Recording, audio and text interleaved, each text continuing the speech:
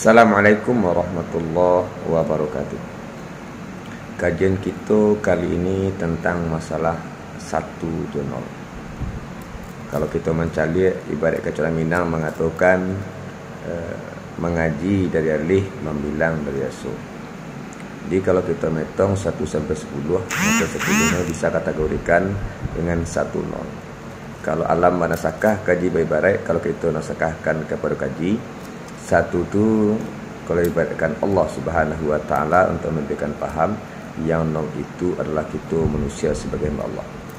Bagus satu ti dilaksanakan dibaratkan kepada Allah Subhanahu wa taala sesuai dengan firman Allah dalam Al-Qur'an surah Al-Ikhlas 1, qul huwallahu ahad. Katakanlah ya Muhammad, dialah Allah yang Maha Esa. Jadi kalau ibaratkan nol itu kita adalah sebab la tahrika syai' illa biiznillah. Tak gerak satu pun kecuali dengan izin Allah Subhanahu wa taala. Makanya nol tu fungsional nol adalah gunanya diciptakan oleh Allah adalah nol tu sebagai kita manusia atau kita makhluk. Maka diciptakan makhluk itu oleh Allah Subhanahu wa taala untuk gunanya adalah untuk mengabdi.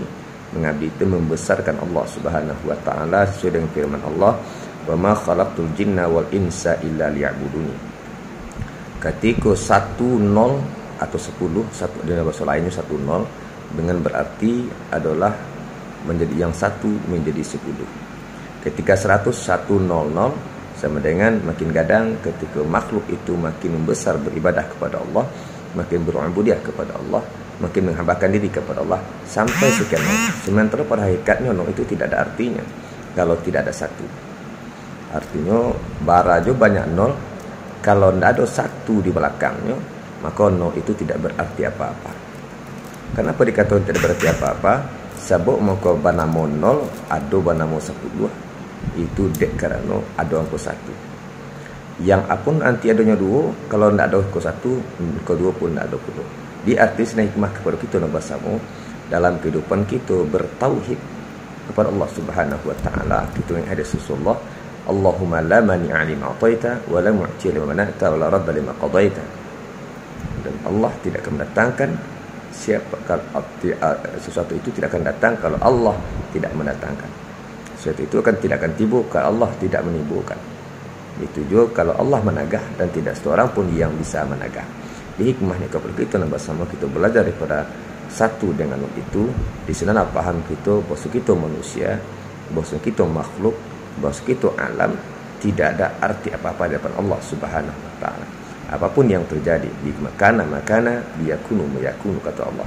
Yang sedang terjadi, yang telah terjadi dan akan terjadi adalah urusan Allah Subhanahu wa taala.